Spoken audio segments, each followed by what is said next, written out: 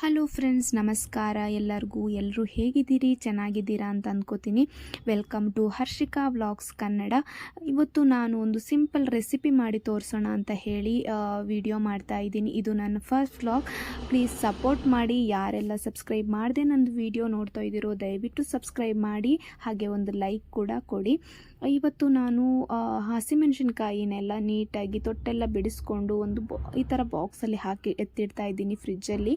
So ಸ್ವಲ್ಪ ದಿನಗಳ ಕಾಲ ಏನೂ ಆಗಲ್ಲ, ಚೆನ್ನಾಗಿ ಬರುತ್ತೆ ಅಂತ ಹೇಳಿ. ಹಾಗೆ ಕೊತ್ತಂಬರಿ ಸೊಪ್ಪು ಕೂಡ ಇತ್ತು, ಅದನ್ನು ಕೂಡ ನೀಟಾಗಿ ಬಿಡಿಸ್ಕೊಂಡು ಎತ್ತಿಡ್ತಾ ಇದ್ದೀನಿ. ಇಲ್ಲಿ ನಾನು ಎಗ್ ಫ್ರೈಡ್ ರೈಸ್ ಮಾಡ್ತಾ ಇದ್ದೀನಿ. ಇವತ್ತು ಎಗ್ ಫ್ರೈಡ್ ರೈಸ್ ಯಾಕೋ ತಿನ್ನೋ ಥರ ಆಗಿತ್ತು, ಮಾಡ್ಕೊಂಡು ತಿನ್ನೋಣ ಅಂತ, ಮನೆಯಲ್ಲೇ ಮಾಡಿದ್ರೆ ಹೆಲ್ದಿಯಾಗಿರುತ್ತೆ ಅಂತ ಹೇಳಿಬಿಟ್ಟು ಇಲ್ಲಿ ನಾನು ಶುಂಠಿ ಬೆಳ್ಳುಳ್ಳಿ ಪೇಸ್ಟ್ನ ಜಜ್ಜಿ ಇಟ್ಕೊತಾ ಇದ್ದೀನಿ. ಇಲ್ಲಿ ಒಂದು ಬಾಣಲೆಗೆ ಸ್ವಲ್ಪ ಎಣ್ಣೆ ಹಾಕಿ ಒಂದು 2 ಮೀಡಿಯಮ್ ಸೈಜ್ ಈರುಳ್ಳಿನ ಹಾಕ್ಕೊತಾ ಇದ್ದೀನಿ. ಅದನ್ನು ಚೆನ್ನಾಗಿ ಫ್ರೈ ಮಾಡ್ಕೋಬೇಕು. ಸ್ವಲ್ಪ ಟ್ರಾನ್ಸ್ಪರೆಂಟ್ ಆಗೋ ಅಷ್ಟೊತ್ತಿಗೆ ನಾವು ಶುಂಠಿ ಬೆಳ್ಳುಳ್ಳಿ ಪೇಸ್ಟ್ ಏನು ಜಜ್ಜಿಟ್ಕೊಂಡಿದ್ದೀವಿ ನೋಡಿ, ಅದನ್ನು ಆ್ಯಡ್ ಮಾಡ್ಕೋಬೇಕು. ಅದರದ್ದು ಹಸಿ ವಾಸನೆ ಹೋಗೋವರೆಗೂ ಹಾಗೆ ಎಣ್ಣೆಯಲ್ಲಿ ಒಂದು 2 ಮಿನಿಟ್ಸ್ ಫ್ರೈ ಮಾಡ್ಕೋಬೇಕು. ಅದು ಸ್ವಲ್ಪ ಫ್ರೈ ಆಗಿದೆ ಅಂತ ಆದ ತಕ್ಷಣ ನಾವು ಬೇರೆ ಇಂಗ್ರೀಡಿಯೆಂಟ್ಸ್ನ ಸೇರಿಸ್ಕೋಬೇಕು. ನಾನಿಲ್ಲಿ 2 ತರಕಾರಿನ ಹೆಚ್ಚಿಟ್ಕೊಂಡಿದ್ದೀನಿ. ಬೀನ್ಸ್ ಮತ್ತು ಕ್ಯಾರೆಟ್ನ ತುರಿದಿಟ್ಕೊಂಡಿದ್ದೀನಿ. ಬೀನ್ಸನ್ನ ಸಣ್ಣದಾಗಿ ಹೆಚ್ಚಿಟ್ಕೊಳ್ಳಿ, ಯಾಕಂತಂದರೆ ಅದು ಬರೀ ಈ ಥರ ಫ್ರೈ ಮಾಡೋವಾಗಲೇ ಬೇಯಬೇಕು. ಸೊ ಆ ಥರ ಸಣ್ಣದಾಗಿ ಹೆಚ್ಚಿಟ್ಕೋಬೇಕು. ನೀವು ಬರೀ ಎಗ್ ಹಾಕಿನೂ ಮಾಡ್ಕೋಬೋದು. ಇದು ಒಂದು ಹೆಲ್ದಿಯಾಗಿರುತ್ತೆ, ವೆಜಿಟೇಬಲ್ಸ್ ಕೂಡ ಇದ್ದರೆ ಅಂತ ಹೇಳಿ ನಾನು ವೆಜಿಟೇಬಲ್ಸ್ನ ಆ್ಯಡ್ ಮಾಡ್ಕೊತಾ ಇದ್ದೆ. ಮನೆಯಲ್ಲಿ ತಂದಿದ್ದು ಕೂಡ ಇತ್ತು, ಅದಕ್ಕೋಸ್ಕರ ಆ್ಯಡ್ ಮಾಡ್ಕೋತಾ ಇದ್ದೀನಿ.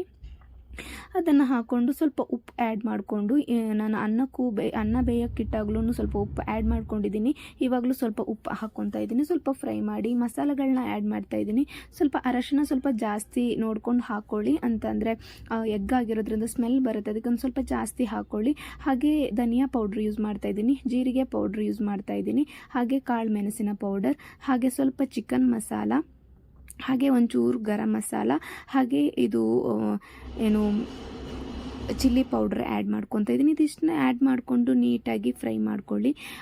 ಫ್ರೈ ಮಾಡ್ಕೊಂಡು ನಾನಿಲ್ಲಿ ಇಬ್ಬರಿಗೆ ನಾವು ಮಾಡ್ತಾ ಇರೋದು, ಸೊ 3 ಎಗ್ ತಗೋತಾ ಇದ್ದೀನಿ. ನಿಮ್ಗೆ ಎಷ್ಟು ಬೇಕೋ ಅಷ್ಟು ಎಗ್ ಆ್ಯಡ್ ಮಾಡ್ಕೋಬೋದು, ಜಾಸ್ತಿನೂ ಮಾಡ್ಕೋಬೋದು, ಇಲ್ಲಾಂದರೆ ಕಡಿಮೆನೂ ಮಾಡ್ಕೋಬೋದು. ನಾನು 3 ಎಗ್ ತಗೊತಾ ಇದ್ದೀನಿ. ಸೊ ಇದನ್ನು ಸ್ವಲ್ಪ ಹೊತ್ತು ಹಾಗೆ ಬಿಡಬೇಕು, ಅಂದರೆ ಅದು ಸ್ವಲ್ಪ ತಳದಲ್ಲಿ ಸ್ವಲ್ಪ ಬೇಯಬೇಕು, ಆಮೇಲೆ ನಾವು ಫ್ರೈ ಮಾಡಿಕೊಂಡ್ರೆ ಚೆನ್ನಾಗಿ ಬರುತ್ತೆ ಉದುರಾಗಿ ಎಗ್ಗು. ಸೊ ನಾನು ಅಷ್ಟರಲ್ಲಿ ಕೊತ್ತಂಬರಿ ಸೊಪ್ಪು ಇದೆ, ಅದನ್ನು ಸ್ವಲ್ಪ ಕಟ್ ಮಾಡ್ಕೊಳ್ಳೋಣ ಅಂತ ಹೇಳಿ ಸಣ್ಣದಾಗಿ ಹೆಚ್ಕೋಬೇಕು, ಚೆನ್ನಾಗಿರುತ್ತೆ. ನಾನು ಸ್ವಲ್ಪ ಕೊತ್ತಂಬರಿ ಸೊಪ್ಪು ಜಾಸ್ತಿನೇ ಆ್ಯಡ್ ಮಾಡ್ತೀನಿ, ನನಗೆ ಆ ಫ್ಲೇವರ್ ತುಂಬ ಇಷ್ಟ. ಸೊ ಕೊತ್ತಂಬರಿ ಸೊಪ್ಪನ್ನ ನಾನು ಇಷ್ಟು ಕೊತ್ತಂಬರಿ ಸೊಪ್ಪು ತೊಗೊಂಡು ಆ್ಯಡ್ ಮಾಡ್ಕೋತಾ ಇದ್ದೀನಿ. ಸೊ ತಳ ಸ್ವಲ್ಪ ಬೆಂದಿದೆ, ಆವಾಗ ನಾವು ಈ ಥರ ಮಿಕ್ಸ್ ಮಾಡಿಕೊಂಡ್ರೆ ಎಗ್ ಚೆನ್ನಾಗಿ ಫ್ರೈಡ್ ಉದುರಾಗಿ ಬರುತ್ತೆ.